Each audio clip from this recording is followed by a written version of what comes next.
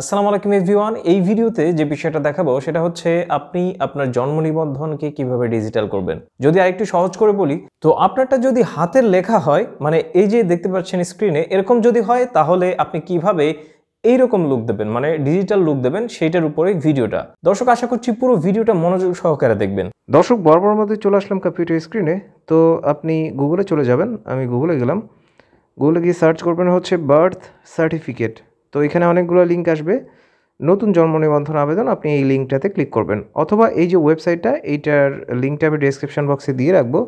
আপনি সেখানে ক্লিক করেও আসতে পারবেন, কোনো সমস্যা নেই। তারপরে এরকম একটি পেজ আসবে। অনেক সময় দেখা যায় কি, এই যে ওয়েবসাইটটা এটা ওপেন হয় না সার্ভার ডাউন থাকার কারণে।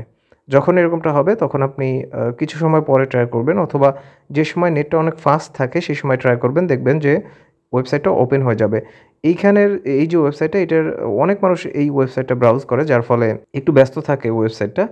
আমাদের যে মূল কাজ জন্ম নিবন্ধন, এটাতে এটার উপরে যদি আমি ধরে রাখি ট্যাপ করে, তো এখানে দেখতে পাচ্ছেন অনেকগুলো অপশন আসবে। তো আমাদের যেটি কাজ সেটা হচ্ছে জন্ম নিবন্ধন পুনঃমুদ্রণ। আমরা এটাতে চলে যাব।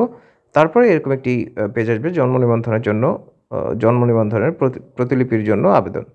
আমরা এটাতে যাব। তারপরে হচ্ছে আপনার যে জন্ম নিবন্ধন মানে যে 17 সংখ্যার যে জন্ম নিবন্ধন নাম্বারটা রয়েছে সেটা বসিয়ে দেবেন। তারপরে হচ্ছে এইখানে জন্ম তারিখ দিতে হবে আপনার।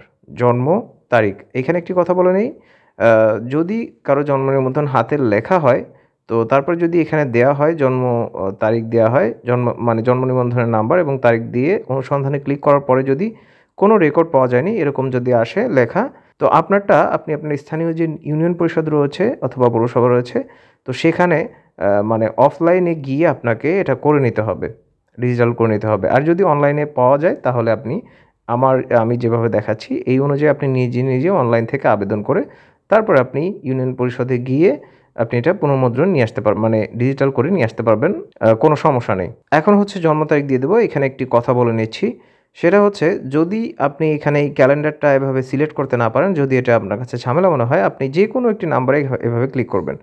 তো এই যে কোনো একটি জন্মসাল এখানে টাইপ হয়ে যাবে। তো আপনি তারপরে যেটি করবেন, এইটার উপরে ক্লিক করবেন।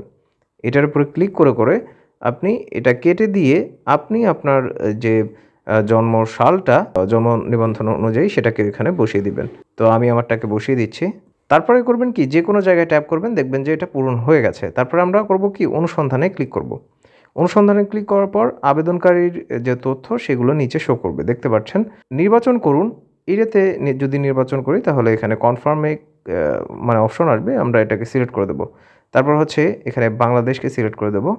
এখানে যদি সিলেক্ট করা না থাকে আপনি বাংলাদেশকে সিলেক্ট করে দেবেন। তারপর হচ্ছে ডিভিশন, এটা হচ্ছে আপনার বিভাগ, যেটা সেটা দিয়ে দিবেন। আমি আমার বিভাগটাকে দিয়ে দিচ্ছি রংপুর। তারপরে হচ্ছে আচ্ছা, এটা অপশন খুলে যাবে অটোমেটিক। আচ্ছা, নেট একটু স্লো কাজ করছে, দেখতে পাচ্ছেন যে অপশন খুলে গেছে। তো এখানে আমরা যে জেলাটা সেটা দিয়ে দেবো। তারপরে হচ্ছে এখানে সিটি কর্পোরেশন অথবা উপজেলা যেটাই বলেন এটাকে সিলেক্ট করে দিলাম, সৈয়দপুর। তো এইখানে পৌরসভা অথবা ইউনিয়ন এটাকে সিলেক্ট করে দেবো। এখানে সৈয়দপুর পৌরসভা। অফিসটা অটোমেটিক সিলেক্ট হয়ে যাবে। একটু অপেক্ষা করছি কারণ নেটটা একটু স্লো কাজ করছে। তো এইখানে কে আবেদন করছে, যদি আপনি যদি পিতা হন, আপনার সন্তানের জন্য করছেন, তাহলে আপনি এখানে পিতা সিলেক্ট করে দেবেন যদি আপনি আবেদনকারী হন, অথবা মাতা, অথবা নিজ, অথবা পিতামহ। তো যে আবেদন করছে সে সিলেক্ট করে দেবে। অনেকেই আছে যে অন্য কোনো মানুষকে দিয়ে আবেদন করছে, সেক্ষেত্রে অন্যান্য সিলেক্ট করে দিতে হবে এবং তার তথ্য দিতে হবে। তো এখানে মাতা যদি আমি সিলেক্ট করে দিই, দেখতে পাচ্ছেন মাতার তথ্য এখানে চলে এসছে। এখানে ডেমো হিসেবে একটি ফোন নাম্বার দিয়ে দেওয়া হয়েছে। আপনি যদি এটাতে ক্লিক করেন তাহলে এখানে একটি ফোন নাম্বার দিতে বলবে, আপনি এই ফোন নাম্বারটা দিয়ে দিবেন। তারপর হচ্ছে এখানে ইমেইল দিতে বলবে, আপনি চাইলে ইমেইল দিতে পারেন, না চাইলে প্রয়োজন নেই। তো এইখানে ফোন নাম্বার দিয়ে দিচ্ছি। তো যদি সব কিছু ঠিক থাকে তাহলে আপনি এখানে সাবমিটে ক্লিক করবেন, আর যদি সব কিছু ঠিকঠাক না থাকে পূর্ববর্তী এখানে ক্লিক করে আপনি আগের পেজে যেতে পারেন। সাবমিটে ক্লিক করব। তো দেখতে পাচ্ছেন যে আপনার আবেদনটি সংশ্লিষ্ট কার্যালয়ে দাখিল হয়েছে। তো আপনার আবেদনপত্রের নাম্বার হচ্ছে এত। এই যে আপনি যে ফোন নাম্বারটা দিয়েছিলেন সেই নাম্বারে এই যে নাম্বারটা, এটাও কিন্তু SMS আকারে যাবে। তো আপনি সেটাকে সংরক্ষণ করে রাখবেন। আর এখানে ভবিষ্যৎ অনুসন্ধানের জন্য আপনার আবেদনপত্রটি সংরক্ষণ করবেন। আর প্রিন্ট বাটনে ক্লিক করে আবেদনপত্র প্রিন্ট করে প্রয়োজনীয় কাগজপত্র সহ আগামী এত তারিখের মধ্যে সংশ্লিষ্ট নিবন্ধকের নিকট দাখিল করুন। তো এই যে 14 তারিখ, তো আমি যেহেতু আজকে আবেদন করেছি, তো আগামী 14 দিন মানে 15 দিনের মধ্যে আমাকে সমস্ত কাগজপত্র সহ 15 কার্য দিবসের মধ্যে আমাকে কাগজপত্র সহ ইউনিয়ন পরিষদে অথবা পৌরসভায় গিয়ে আমাকে এটা নতুন করে পুনঃমুদ্রণ অথবা ডিজিটাল করণ যেটাই বলেন না কেন এটা করে নিতে হবে। তো আবেদনপত্র প্রিন্ট করুন, আমি যদি এটাতে ক্লিক করি তাহলে আমি যেটা আবেদন করেছি সেই আবেদনপত্রটা ডাউনলোড করব। এটা পিডিএফ আকারে আপনি এটাকে ডাউনলোড করতে পারেন, সেভ অ্যাজ পিডিএফ। তো আপনি এটা মোবাইল দিয়েও করতে পারবেন, কোনো সমস্যা নেই।